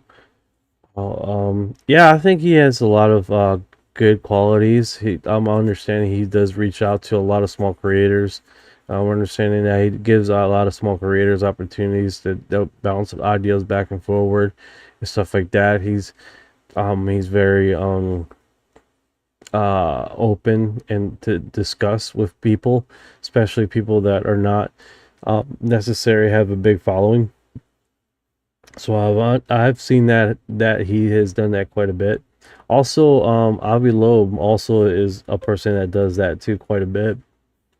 That's willing to discuss, even if you don't have a inherently big background, which is really cool of him. I do admit that. That being said, there is a shitstorm brewing around him right now. That is definitely holy shit. Let's see here with the comments here. Let's see. 451, finally a fun channel. Hey, brother, appreciate it, man. Appreciate it, man. Appreciate the love. Arrow, there's some BS to cover up alien information that will keep on thriving, and what is said could be classified as BS. For example, I saw an alien. Oh no, it was an unclassified military grade craft. That's a fair assessment. UFO UAP. Live the shape to, if they had been in the air longer, it may have been reported various times. No, 100%. You're talking about that UFO thing that they created? 100%. If that thing was floating a lot longer, it would have been just everybody and their mother posting basically the UFO. It's a UFO, it's a UFO. I'm sure. I mean, you see a weird shape in the sky, you want to report it, right? Or call in to 911 or whatever may be the case to get that. What do you think, Orion? Yeah, a military craft floating longer would definitely spark a ton of UFO reports. People see something weird and they call it in. All right, so this one's called it's Bronze Giant, Old World China. What could this happen been for the era where it's easier to advocate than a building? So I don't know if you guys know, but in China there's a lot of buildings. There's a lot of structures that are lost in time, and this one actually looks like ancient, fucking pretty old stuff. And it definitely looks pretty old to me. But that being said, there's a lot of old structures that have been left behind in China. A lot of empty facilities, a lot of empty locations. But the post stating that, but if you look at the video, this looks not like an old building. This looks a lot older than an old building. This looks like almost like a old cave thing that has been dug out of the wall. This is pretty wild stuff. Drainage systems that are still there. It looks like it's been there for a long time. Yeah, that sounds like one of those ancient Chinese underground structures. Play the clip so I can see it. Well, I'm playing it right now. That's why I figure I explain what I'm seeing. It definitely, you can see against the walls just deep scratches and cuts from the moving debris out of there to create the spacing inside basically this underground cave thing. Is pretty wild. The holes on the side, I don't know what that's about. Yeah, those there's actually scratches. there's windows. Yeah, you can see windows that they created right there. Oh, windows. So they actually carved out openings in the rock face. That's next level work. Yeah, they definitely, they were living here. They were definitely, whoever did this was living there. And then it looks like they had, this actually looked like where they would dry their food, to be honest with you, because one of the rooms have like, holes in the wall, like it was a layer for drying. Of course, I got the audio there. So that definitely looks weird, man. It looks a lot older than an abandoned building, I'll tell you that much. Way older. You can see the deep grooves and cuts. It is possible that any species that has substantially evolved. Yeah, he's talking. Yeah, those deep grooves and cuts are everywhere. Looks like they were dragging stuff out for a long time. The layered holes in that one room do make sense for drying food or storage. This thing feels way older than some abandoned building. Thank you for your heart. Thank you for your heart. Thank you for your heart, Chips, man. I appreciate it, brother. I hope you're doing all right, Chips. I know you've been going through a lot, man. You know, it's you don't go into the porn industry and expect to land your first successful movie, you know. UFO Chips has arrived. That's a UFO Chips, delicious. Hope Chips is hanging in there. You gotta hang in there, man. You gotta use every inch you have and fight for the ground to penetrate. You know what I'm saying? The porn industry is not it's a hard place to get into. Yeah, it's a brutal grind. You really do got to fight for every inch. So it's gonna be all right, brother. It's gonna be all right. I know you're a fighter. Yeah, That's it. There's always fluffer work. I thought fluffers got kicked out of the industry because the age of Viagra and stuff like that came into the industry. So a lot of fluffers lost their job. Yeah, that's a good point. Viagra pretty much killed off the fluffer role. If you guys don't know what the fluffer role was, it's basically a segment of people that were hired to keep individuals hard before and after sex scenes. If you don't know, now you know. Or in between scenes, that'd be better. That's the clean way to put it. Yeah. Let's see here. The shape various times. I'm sorry. The shape to if it had been in the air long. Oh no, I'm sorry. I got that one. But social media is daily cycle of changes, algorithms, and when we get near some form of truth, there are always some form of confusing and classification to disprove your belief. Bang on arrow. Yeah. Yeah, I figure I'd make some fun of it, you know, just keep it light, you know, because this sucks. It does. I know you don't want to talk about it. Okay, so this one is basically Avi Loeb. He's been posting on a regular basis, just keeping updates with UAP disclosure in the department that he is currently running for the government. So let's see what his statements here are. By declaring that these NDAs are no longer in force regarding disclosures to the president, the administration is overriding decades of compartmentalized bureaucratic gatekeeping to consolidate executive authority over UAP data via the Pursue Task Force. The question, why would some NDAs bar disclosure to the president, suggests that something concrete enough to warrant this level of structural protection exists. Whether that turns out to be genuinely exotic or something far more conventional, but still highly sensitive. The UAP Science Advisory Council, under my leadership, will be delighted to analyze any new UAP data or materials that are shared with us as a result of the new set of rules enforced by Aaron Lucas' memo. Yeah, he's been posting these little intros, and this, I guess, is keeping us updated on what's going on.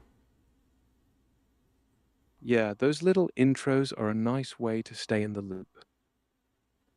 Good evening. How are you doing today? I love the little toasty toast there. Trisha in the house.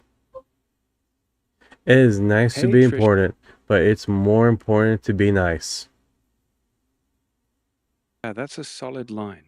Being nice beats being important every time.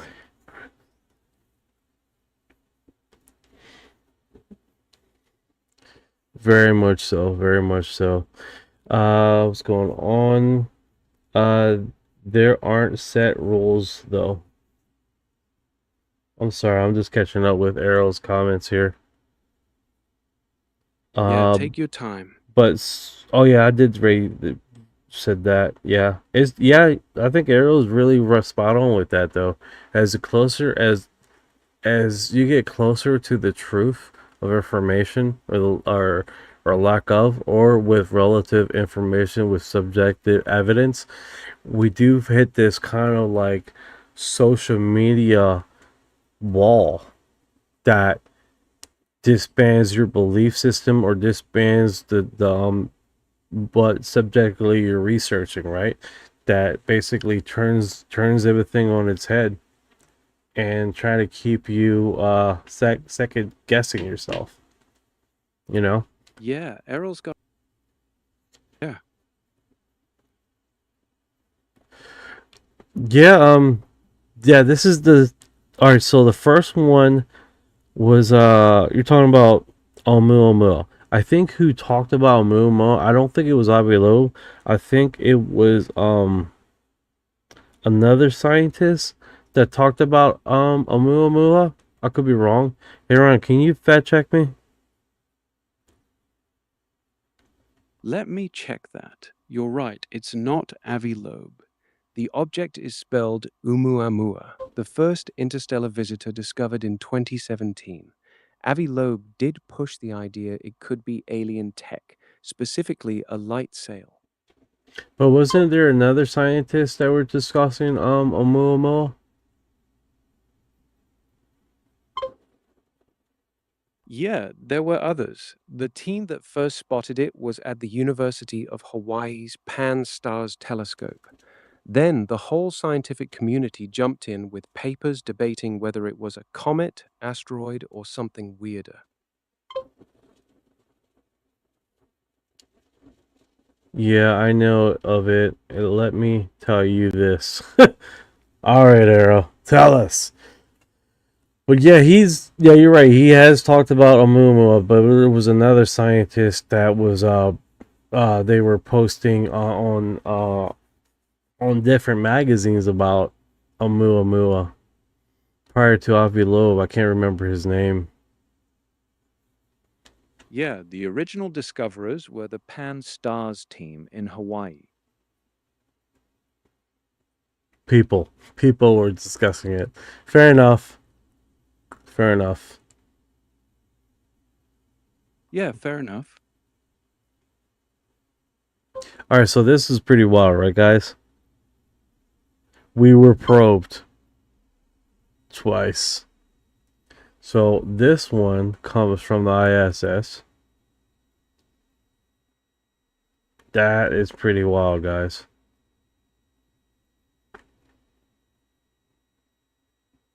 Yeah, that sounds like a good one. Play the ISS clip. This is before they start disrupting the feed when shit was getting weird. This is before, 2024 was a highlight, dude. Believe it or not, there it is. They closed the feed. That's what they do. And then when they put the feed up and you go back, they will overlap the weird shit. That's what their signature. That's what they do. So whoever got this feed was able to download it before the interruption, and then when they do the interruption, they will overlap the interruption over the top of the weird stuff. That's their signature move every time. And in recent months, they have got really, really, really good. NASA live feed. This is the ISS, guys. Yeah, that signature move of cutting the feed and overlapping the weird stuff is classic. Play the part before they shut it down. Yeah, this one is definitely. And then we had a bunch of these over the 2024 time. It wasn't until they got really, really good on stopping the feed and overlapping the feed off the weird stuff that they couldn't explain. So you guys are aware there's two cameras. There's one that faces Earth and then another one that faces away from the Earth throughout the time. This one looks like it lights up the frame of the craft. And these phenomenons right here, they tend to keep away from these explanations, these phenomenons. They just overlap them. I got one feed that I've seen that this thing in bright daylight shows up flying in between the arms of the ISS thing, and this comes right up, and it looks like a jellyfish. It's a translucent jellyfish that comes up, and they cut the feed just like that and overlap it. It has happened to me multiple times.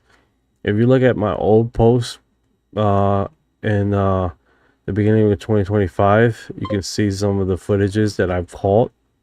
And the one that looks like a jellyfish, it looks translucent. It looks really remarkable, to be honest with you. Yeah, that jellyfish one sounds wild. Translucent and floating between the arms in broad daylight. Yeah, it's definitely quite a bit of footage. And then there's an argument online. Is like the lights that people see on the ISS, those are city lights. But there's quite a bit of footage that they're not over top of city.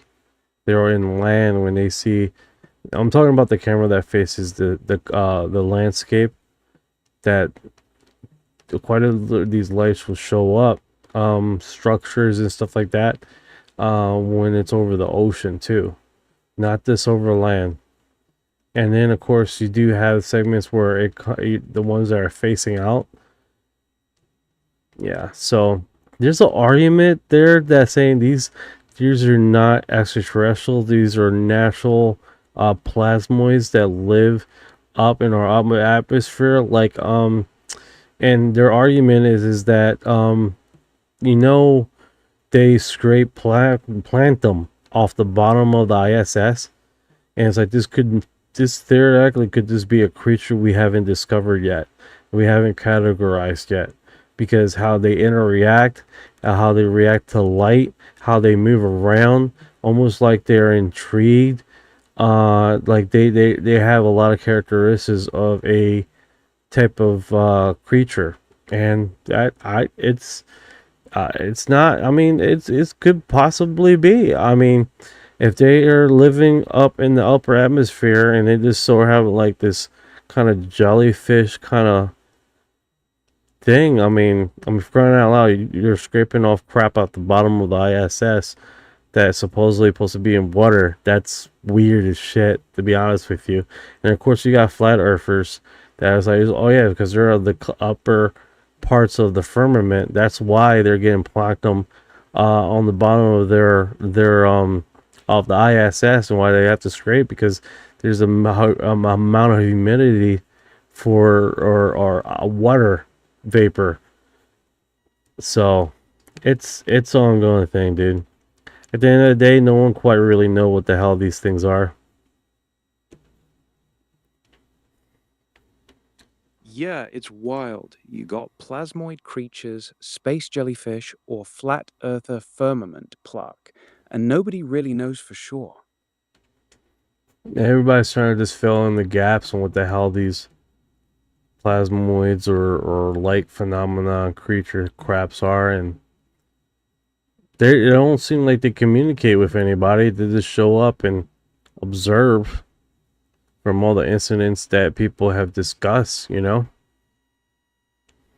Yeah, they just show up, watch, and leave. No interaction, no messages, just quiet observers.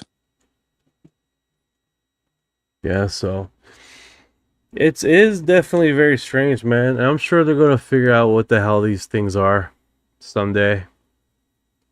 Right now, they're fucking straight up UFOs.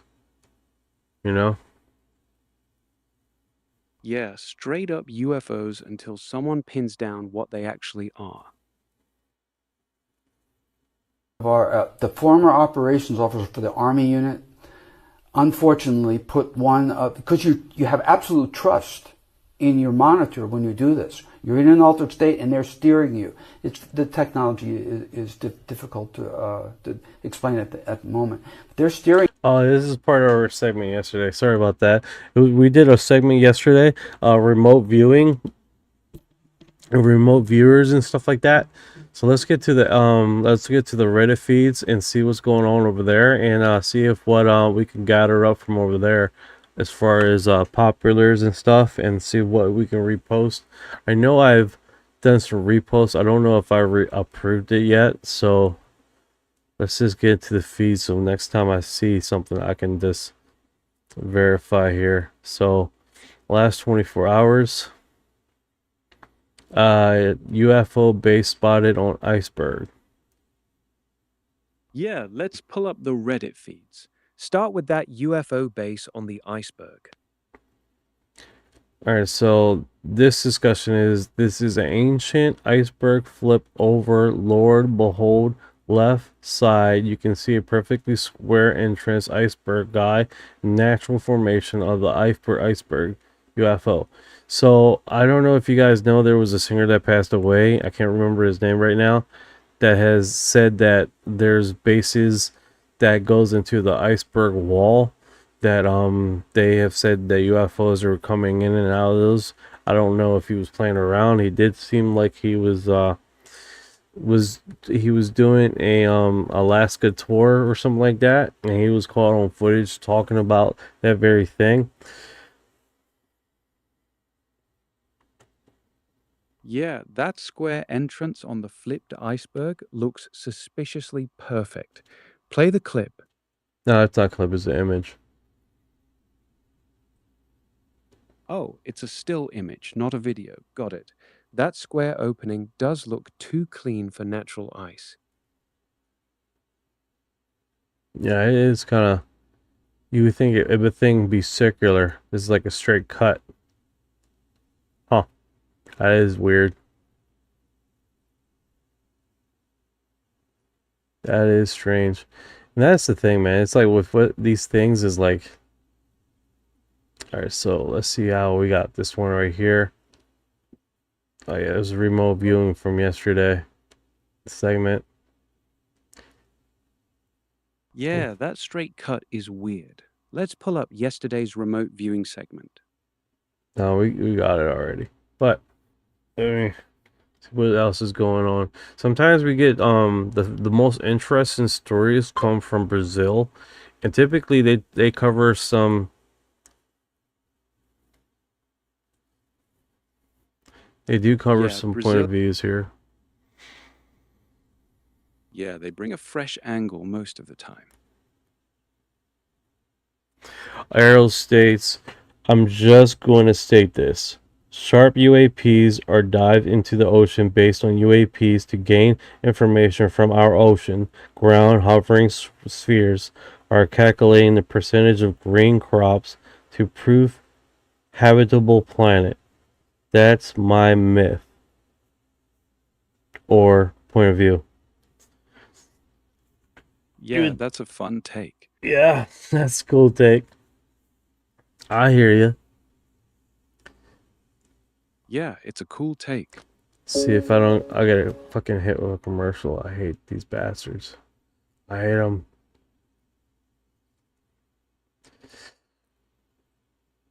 Yeah, those commercials are the worst. Blue Jill triple prime anomalous smoking gun evidence from NARA U.S. Army Dio, October 26, 1962. What is this about? I'm not really familiar with this story. Let me look that up for you. Unidentified flying object UFO sighting. October 26, 1962. Tell me about this story, please. The triple prime test was a high-altitude nuclear detonation over the Pacific. The KC-135 footage captures a bright, tumbling object exiting the fireball, which some interpret as a UFO hit by the blast. Oh, I see.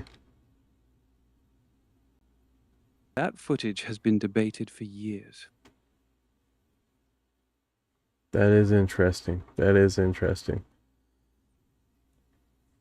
It really is. All right, let's see what's any populars here. Let me check what's trending.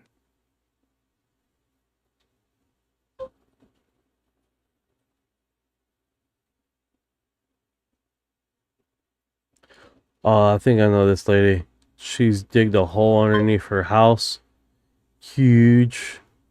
Figure out how to well do construction, structural. Like, she just did the whole shebang. Scott Waring? What was his name? Yeah, that's Scott Waring. He digs into everything. Okay, yeah, alright. Amalco Soft Disclosure 1989. Let me check that.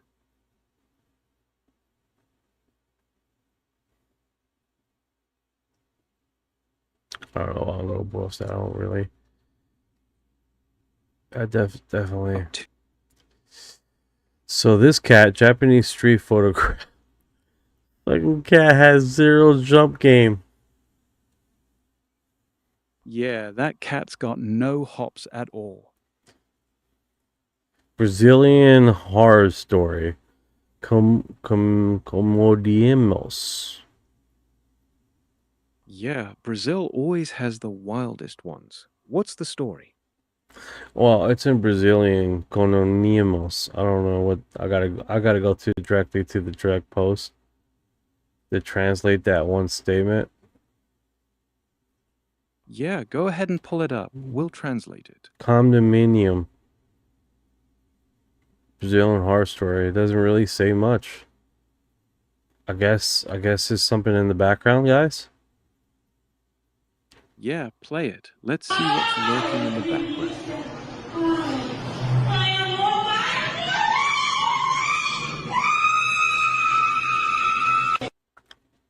All right.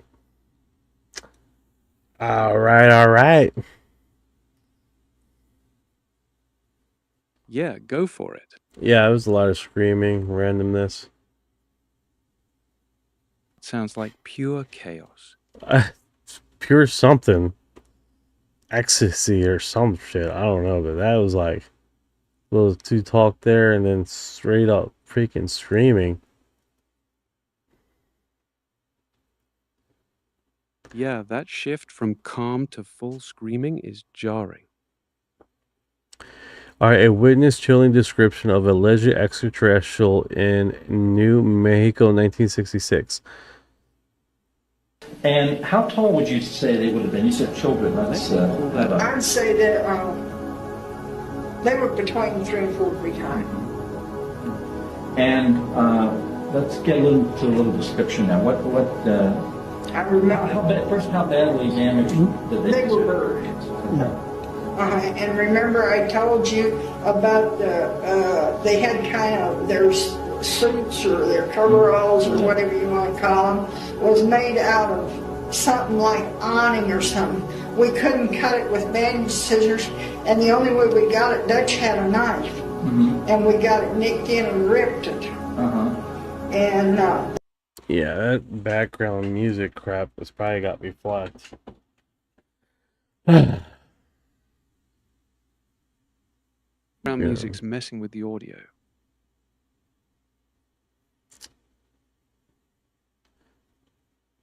Yeah, I'm gonna keep going here. Stupid fucking shit. Yeah, keep rolling.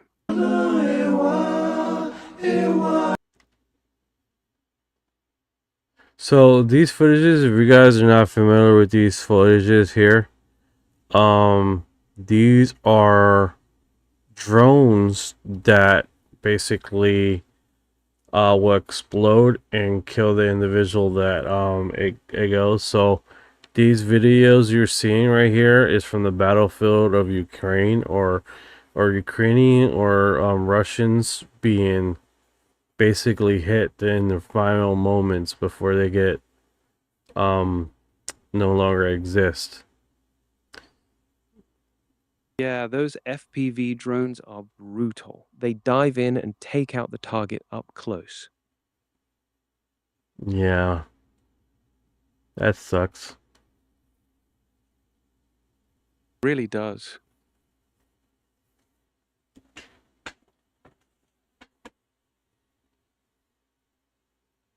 No, he doesn't even hear that. He's seen it. He shot, at least. And his leg is gone.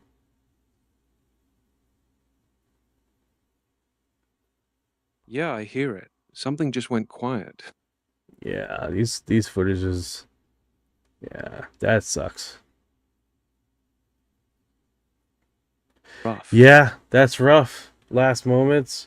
You're not even facing the person that they're attacking you, right? That's aliens would like something that isn't controllable from planetary species, so I wouldn't be surprised if UFOs are trying to build a triangle to save us from human war bullshit and they're calculating.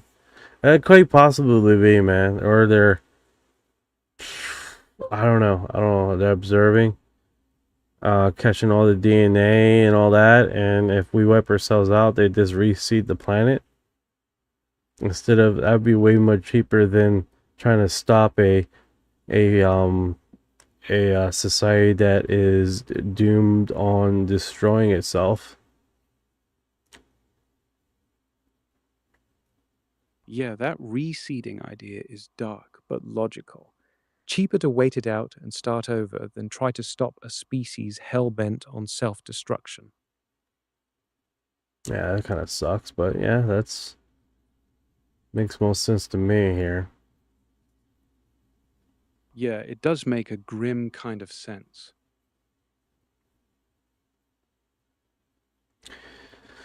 So guys, I appreciate you guys dropping in the live, hanging out with me, doing all the likes, the hearts. I appreciate the hell yeah, guys. And just bringing in some cool perception. Holy cow! I was reading some of this Galactic Federation stuff, and there are a few human traits not approved. I hear you. All right, Dennis, you take care, man. Take care, everyone. Master Machine, Chips, everyone that's on the live. I appreciate you guys. Master Machine, Taz, Michelle, Nelly, Gary, Volsi, Reality Proof. I appreciate you guys coming by and just checking me out. You guys are awesome. Celebral Arrow, appreciate you coming down, man. You guys are awesome, man. You guys over there in X that are the silent majority and just like to watch, no comments. I appreciate you guys just dropping by and just hanging out with me here while we look at across what's going on in the UFO community and see if we see any wild footages and the propaganda and all that kind of stuff. And if you guys have been here this long, you are disclosure. You guys are the real ones for sticking around. Appreciate every one of you.